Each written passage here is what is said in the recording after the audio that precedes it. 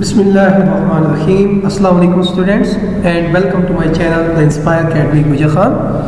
Student, आज का हमारा लेक्चर नंबर 1 है, जिसमें हम आज चैप्टर नंबर 1 जिसका नाम है, हमने रिसेंटली लास्ट वीडियो में मैंने आपके साथ डिस्कस भी किया था।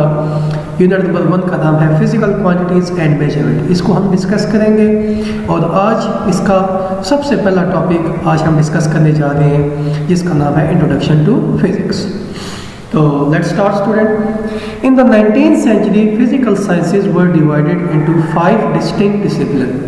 19वीं सदी में जो फिजिकल साइंसेज थी उनको 5 मुख्तलिफ ब्रांचेस में डिसिप्लिन में डिवाइड किया गया था, और उनमें से physics, chemistry, astronomy, geology and metrology जो है ये उनके नाम थे। So the most fundamental of this is the physics. इनमें सबसे जो बेसिक और बुनियादी थी वो कौन सी थी? Physics. In physics we study matter, energy and their interaction. अगर आपसे कोई पूछे कि फ़िज़िक्स है क्या, तो फिज़िक्स जनरली फिज़िक्स में हम मैटर और एनर्जी को और उनके इंटरेक्शन को, कि किस तरह मैटर एनर्जी में और किस तरह एनर्जी मैटर में कन्वर्ट होती है और ये किस तरह आपस में दोनों इंटरेक्ट करते हैं, इसको हम स्टडी करते हैं फिज़िक्स में। The laws and principle of physics help us to understand nature. तो फिज़िक्स के जो लॉज हैं, फिज़िक्स के जो प्रिंसिपल हैं, फिज़िक्स के जो कानून हैं, वो हमें इस काबिल बनाते हैं कि हम नेचर को समझ सकें।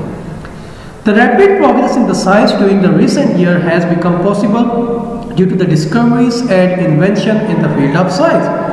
तो रिसेंटली जो साइंस में और जो टेक्नोलॉजी में तेज़ी से तरक्की आई, ये किसकी वजह से आई? फिज़िक्स में जो बहुत तेज़ी से इजादात हुई।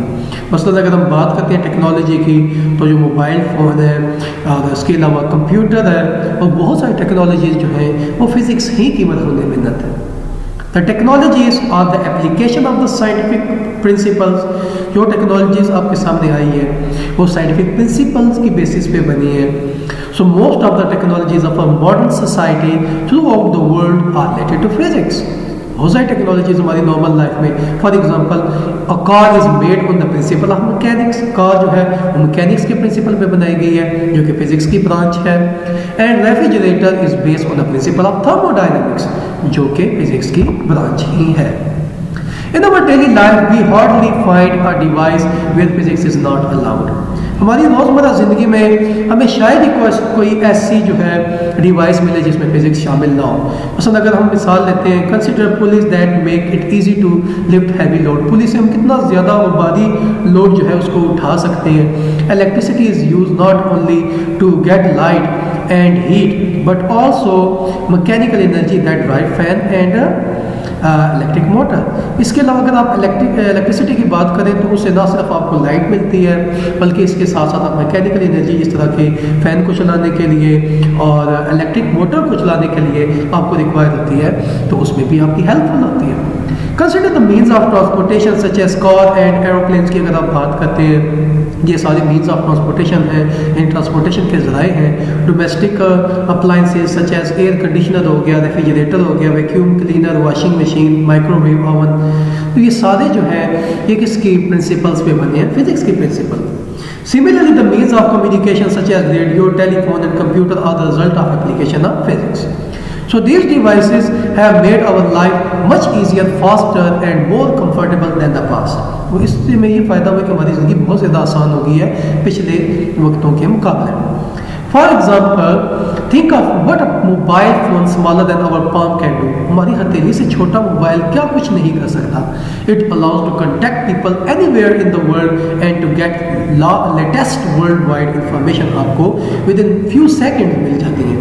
We can take and save pictures, send and receive messages of our friend. We can also receive radio transmission and can use it as a calculator as well. तो हम इसको बहुत सारी चीज़ों के तौर पर यूज़ करते हैं, इस बात से तो आप खूबी बखबर हैं। However, the scientific invention have also caused harms and destruction of the serious nature. लेकिन इसकी ये जो साइंटिफिक जितने भी हम यूज़ करें इन्वेंशन की कुछ नुकसानात भी हैं। One of which is the environmental pollution and other is the deadly weapons. तो एक तो इनमें से इन्वायरमेंटल पोल्यूशन है, इससे माहौल की आलूदगी जो है वो बढ़ रही है, और प्लस डेडली वेपन्स भी हैं, और इसके साथ साथ आजकल जो नई नई ऐप्स निकल रही, फॉर एग्जांपल ये आजकल बच्चों के लिए बहुत बड़ी बीमारी टिकटॉक, और इसके साथ साथ जो आ गई है पबजी वगैरह, तो इन्होंने तो बेड़ा गर्क कर दिया है। तो कोशिश करें स्टूडेंट इन चीज़ों से दूर रहें, ठीक है, और अपनी पढ़ाई की तरफ तवज्जो दें, क्योंकि यही आपका फ्यूचर है, यही आपका कैरियर है। उसके बाद इससे रिलेटेड कुछ क्विज़ हैं, तो ये क्विज़ आपने खुद परफॉर्म करने हैं। Why do we study physics, इसी में मैंने आपको पढ़ा दिया कि फिजिक्स को हम पढ़ते क्यों हैं। जनरली मैं बता देता हूँ कि फिजिक्स को हम क्यों पढ़ते हैं, ताकि हम मैटर को और एनर्जी को और इनकी इंट्रैक्शंस को देख सकें कि वो किस आपस में इंट्रैक्ट करते हैं, और हर चीज़ मैटर से बनी है। इसी वजह से physics is the very basic branch of science. Name any 5 branches of physics, physics की कोई सी 5 ब्रांचेस के नाम बताने हैं। तो एक बात मैं आपको बता दूँ, आज के हमारे टॉपिक में ब्रांचेस भी इंक्लूड है। अगर आप आते हैं ऊपर पेज पे तो यहाँ पे लिखा हुआ है ब्रांचेस ऑफ फिजिक्स। तो ब्रांचेस ऑफ फिजिक्स में सबसे पहले हमारे पास आ जाती है mechanics. It is the study of motion of object, its causes and effect, कि ऑब्जेक्ट जो है वो कैसे मोशन की कैसे होती है, उनकी वजूहात क्या होती हैं मोशन की, और उनके असरात क्या होते हैं। तो टोटली मोशन के बारे में हम किस में पढ़ते हैं, मैकेनिक्स में। हीट, ये भी ब्रांच है फिजिक्स की। It deals with the nature of heat, इसमें हम हीट के बारे में पढ़ते हैं, mood off transfer and effect of heat. तो सबसे पहले तो आप ये जान लें स्टूडेंट की हीट है क्या। हीट जनरली किसी भी बॉडी के अंदर उसके एटम्स की वजह से होती है।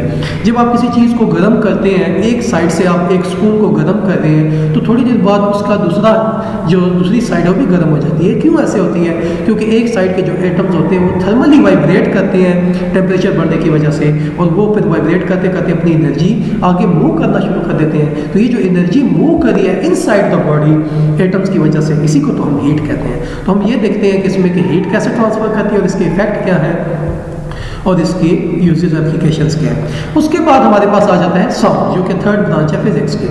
It deals with the physical aspect of sound wave, their production, properties and application. इसमें हम साउंड के बारे में पढ़ते हैं कि फिजिकल एस्पेक्ट साउंड के क्या है, उनकी प्रोडक्शन कैसे पैदा होता है साउंड, और उनकी प्रॉपर्टीज क्या है, और साउंड को कहाँ कहाँ पे हम यूज़ कर सकते हैं। लाइट, इसका दूसरा नाम है ऑप्टिक्स, ये भी ब्रांच है फिजिक्स की।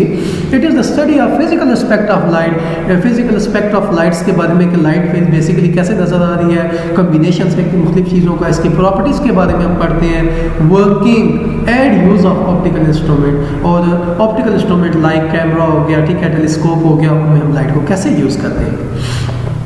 इलेक्ट्रिसिटी एंड मैग्नेटिज्म जो है ये कंबाइंड ब्रांच है फिजिक्स की। इसमें इलेक्ट्रिसिटी और मैग्नेटिज्म का आपस में रिलेशनशिप है कि it is the study of the charges at rest and in motion, कि चार्जेस जब रेस्ट में होते हैं और मोशन में होते हैं, उनकी स्टडी, देयर इफेक्ट, उनके क्या असरात होते हैं जब वो मूव करते हैं, जब वो रेस्ट में होते हैं, और उनका रिलेशनशिप मैग्नेटिज्म के साथ। तो इससे पहले मैं आपको बता दूं कि इलेक्ट्रिसिटी का मैग्नेटिज्म के साथ बहुत गहरा ताल्लुक है। जब भी किसी वायर में से इलेक्ट्रिक करंट पास होता है, तो हमने ये आगे पढ़ना, ये चीज़ें हमारी नेक्स्ट क्लासेस में आएगी, कि ये एक्सपेरिमेंट किया गया कि जब किसी वायर में से करंट पास होता है तो उसके इर्द गिर्द मैग्नेटिक फील्ड प्रोड्यूस हो जाती है। और इसी तरह जब कोई मैग्नेट मूव करता है, ठीक है, किसी भी इलेक्ट्रिक फील्ड के अंदर, तो वो क्या कर सकता है, वो करंट प्रोड्यूस कर सकता है। तो इसका मतलब ये हुआ कि इलेक्ट्रिसिटी और मैग्नेटिज्म का आपस में गहरा ताल्लुक है, तो जिसको हम एक ब्रांच में स्टडी करते हैं, सिंगल ब्रांच में, जिसका नाम है इलेक्ट्रिसिटी एंड मैग्नेटिज्म। इसके बाद एटॉमिक फिजिक्स में हम पढ़ते हैं स्ट्रक्चर ऑफ एटम्स के बारे में और इसकी प्रॉपर्टीज़ के बारे में। न्यूक्लियर फिजिक्स में हम पढ़ते हैं एटम के अंदर जो बेसिक न्यूक्लियाई है, या न्यूक्लियाई प्लूरल होता है, सिंगुलर क्या होता है, न्यूक्लियस। न्यूक्लियस के बारे में पढ़ते हैं, न्यूक्लियस के अंदर क्या है, प्रोटॉन, न्यूट्रॉन, इलेक्ट्रॉन, उन चीज़ों के बारे में पढ़ते हैं। प्लाज्मा फिजिक्स में हम फोर स्टेट ऑफ मैटर यानी ionic state of matter, plasma state के बारे में पढ़ते हैं, टोटली प्लाज्मा के बारे में स्टडी करते हैं। जियो फिजिक्स में हम इंटरनल स्ट्रक्चर ऑफ अर्थ को स्टडी करते हैं by using the laws of principle of physics. तो इस तरह आपका पहला टॉपिक कंप्लीट हो गया स्टूडेंट्स। तो कोशिश करें कि इसको सही प्रॉपरली रीड आउट करें, और अगर कोई क्वेश्चन वगैरह हो तो अपना क्वेश्चन आप लाजमी पूछा करें, कमेंट बॉक्स में कमेंट किया करें, या मेरे व्हाट्सएप पे भी कांटेक्ट कर सकते हैं। मैं कमेंट बॉक्स में अपना नंबर भी दे दूंगा, आप रब्ता कर सकते हैं। तब तक अपना ख्याल रखिएगा और आज का लेक्चर सही तरीके से प्रिपेयर कीजिएगा। अल्लाह हाफिज़, थैंक यू।